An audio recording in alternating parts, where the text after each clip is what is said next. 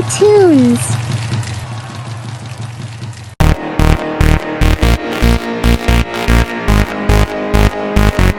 A story of unconditional forgiveness. Have you ever made a terrible mistake and wondered if you could ever go home again? Have you ever run so far away that coming back seemed impossible? This is a story Jesus told about a father's endless love, a son's journey through darkness, and the power of forgiveness to restore what seemed lost forever.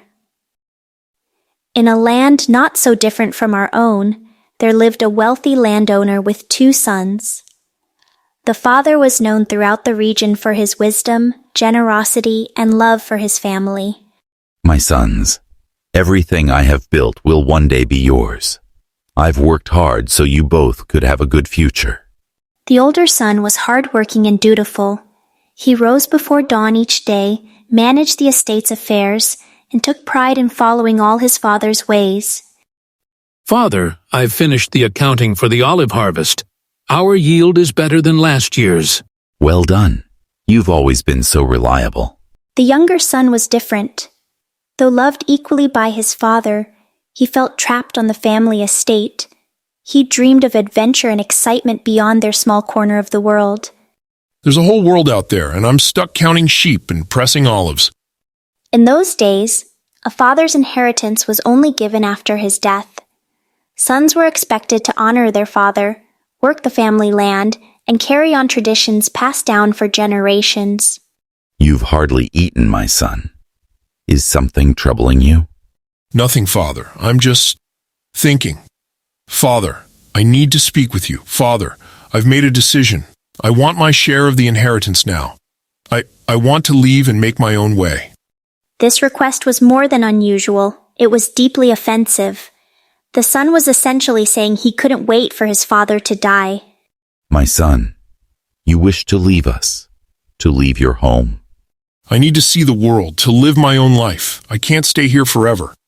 How dare you? This is outrageous. Father, surely you're not considering this insult. Enough. Let me speak with your brother alone. I cannot force you to stay if your heart is elsewhere.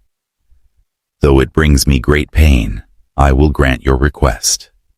In an act of extraordinary love and respect for his son's freedom, the father liquidated 1/3 of his estate, the younger son's portion. Take this to remember where you come from. And remember, this will always be your home. Thank you for understanding, Father. I'll make you proud. You'll see. Freedom can be a dangerous gift when separated from wisdom.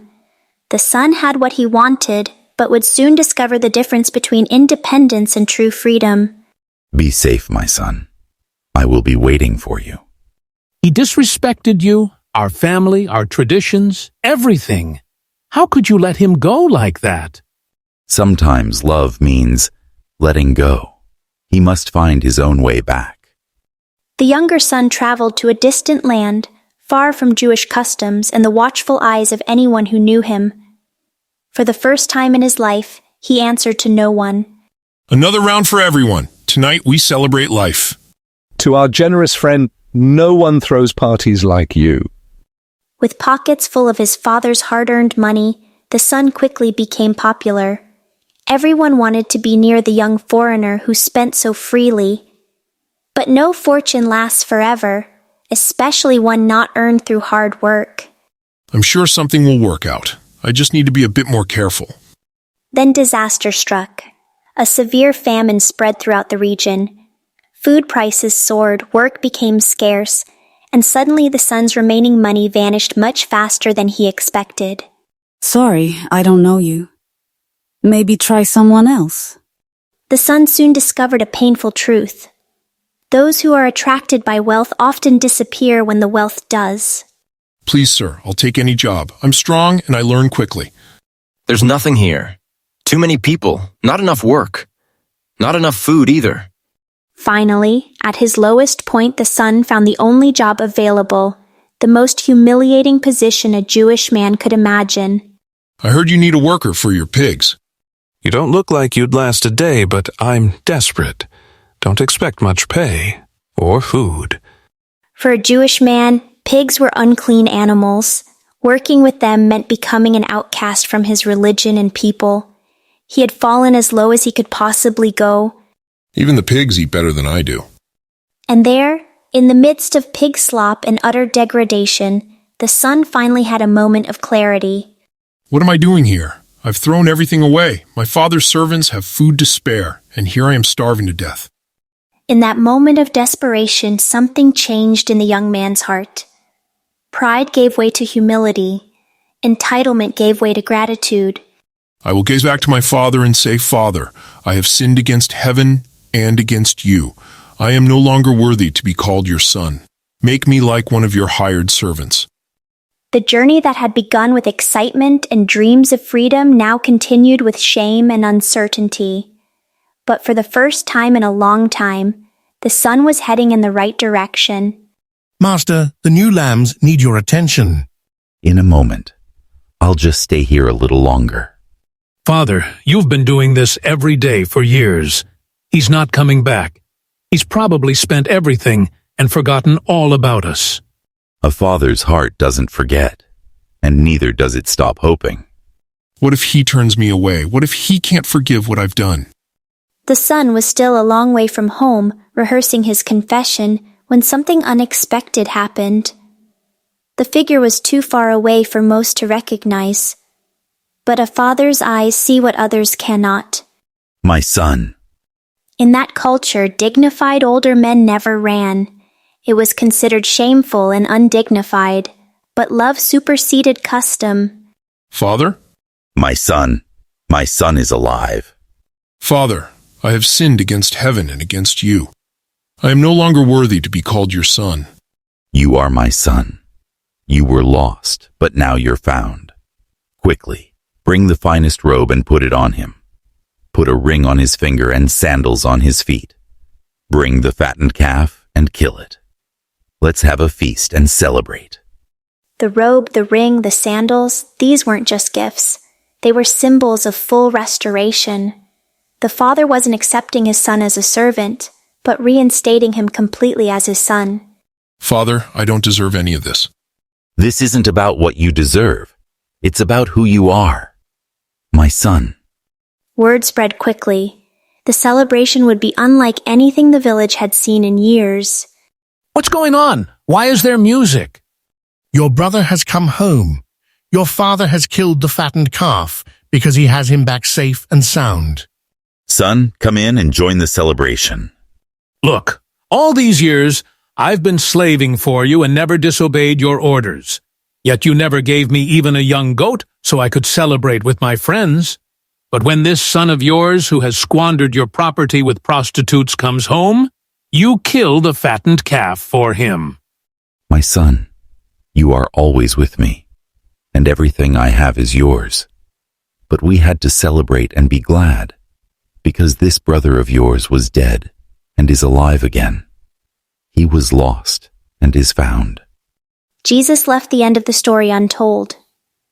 Would the older brother join the celebration? Would he forgive his brother as their father had? Will you come in? The celebration isn't complete without you. Brother, I'm sorry. I was wrong. Can you forgive me? And so the story invites us to finish it ourselves. Will we, like the father, choose forgiveness? Or will we, like the older brother, struggle to let go of our resentment? When Jesus told this story, he wasn't just talking about a human family. He was revealing the heart of God. The Father in this story represents our Heavenly Father, who gives us freedom to choose our path, even when our choices bring pain. The younger son represents those who have turned away from God, seeking fulfillment in things that ultimately leave us empty. The older brother represents those who obey the rules, but miss the heart of God's love, those who struggle to extend to others the same grace they've received. And the celebration? That represents God's response when any of his children return to him. There is no shame, no probation period, only joy and complete restoration. Jesus wants us to understand that no matter how far we've wandered, the Father is watching the road, ready to run to us with open arms. His forgiveness isn't earned, It's given freely because of His great love. As we end our time with this powerful story, consider these questions with your family or friends. Have you ever felt like the younger son, far from home, wanting to return but afraid you've gone too far?